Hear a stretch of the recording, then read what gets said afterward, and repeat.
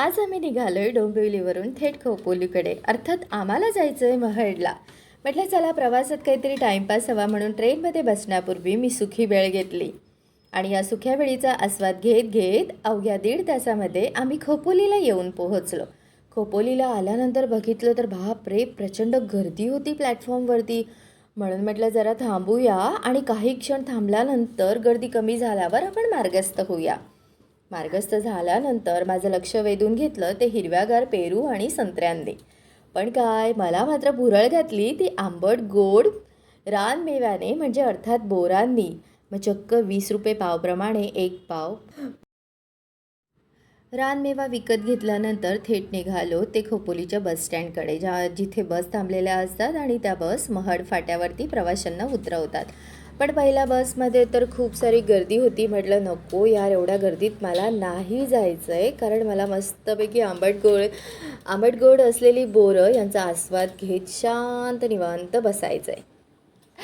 अर्थात लहानपणीची आठवण मला पुन्हा एकदा नव्याने त्या क्षणामध्ये जगायचं होतं. अशा पद्धतीने आंबट गोड बोरांचा आस्वाद घेत घेत प्रवास कधी संपला आणि महड फाट्यावर बस कधी आली ते कळलंच नाही. बसमधून उतरल्यानंतर मात्र तहान लागली होती, म्हणून म्हटलं चला उसाचा रस तर तिथे उपलब्ध आहेच, म्हणून मस्त एक जम्बो ग्लास उसाचा रस घेतला आणि एक 5-10 मिनटं शांत बसलो.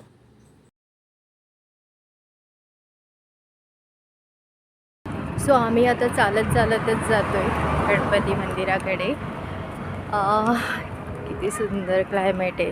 फारसं तितकं हिरवगार इकडे नाही आहे, परंतु घराच्या बाहेर पडल्यानंतर थोडंफार जग दिसतं.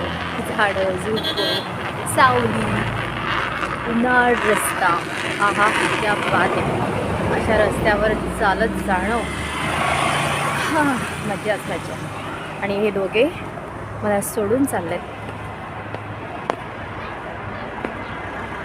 हे दोघे जण तर त्यांच्या चालण्यामध्ये व्यस्त आहेत आणि मी आपली माझ्या विश्वात. आहा, क्या बात आहे. वाव.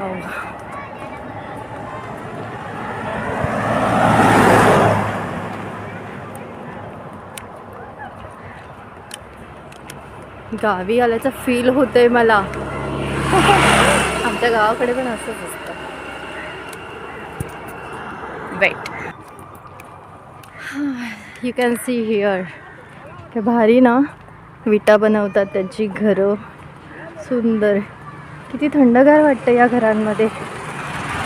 मला जर कोणी म्हणेल की सुवर्णा 2 दिवस इकडे राहा, ओ गॉड, मी आरामात राहायला तयार आहे. मला खूप आवडतं असं छान निसर्गरम्य वातावरणामध्ये सावलीच्या खाली राहणं, झोपडीमध्ये राहणं वगैरे मला खूप आवडतं.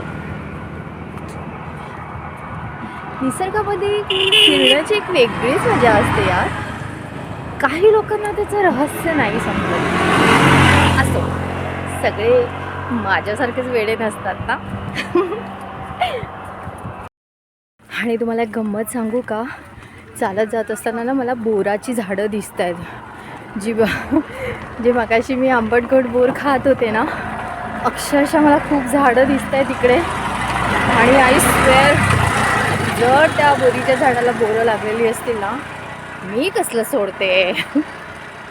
4-5 बोरे तरी मी तोडणार म्हणजे तोडणार. वाव,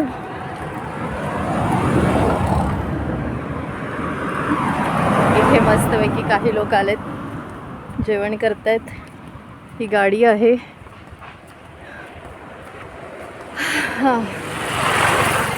यार, डबा आणायला पाहिजे होता.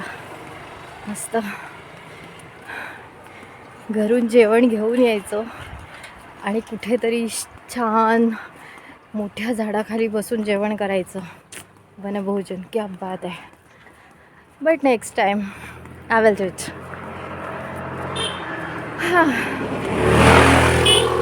चला भेटूया थोड्याच वेळात. फायनली आम्ही आलो आहोत. श्री गणपती संस्थान महडतर्फे आपले हार्दिक स्वागत करत आहे. या सरहद्दीमध्ये आम्ही आता प्रवेश करणार आहोत. चला गणपतीचं दर्शन करूया.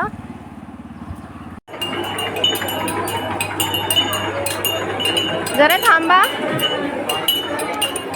हे बघ कसं दिला. एक 50 चे दो. सगळेच का. ओके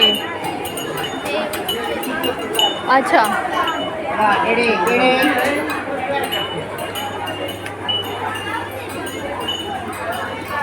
हे हा बघ किती सुंदर आहे.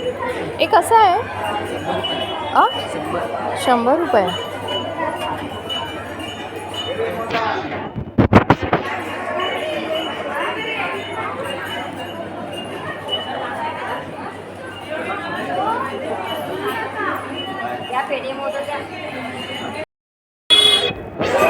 इकडे इतक्या सुंदर सुंदर वस्तू आहेत.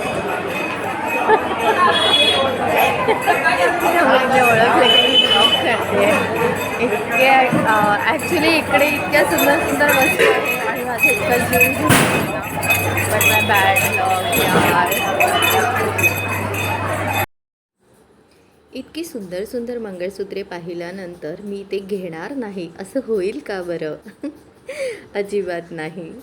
अर्थातच मी मला मस्तपैकी आवडलेलं एक छोटंसं नाजूकसं मोत्याचं मंगळसूत्र, मोत्याचे कानातले, मोत्याची नथ जे मला हवंच होतं ते माझ्या मनाप्रमाणे अगदी इथे मला मिळालं आणि मी ते आवर्जून घेतलं. बरं अगदी छान आणि स्वस्त दरात बरं का. नाजूकसं नक्कीच दिसेल तुम्हाला. शेवटी सांगायचे काय, आम्हा महिलांना शृंगाराचे सामान कितीही असले तरी कमीच असते बरं का.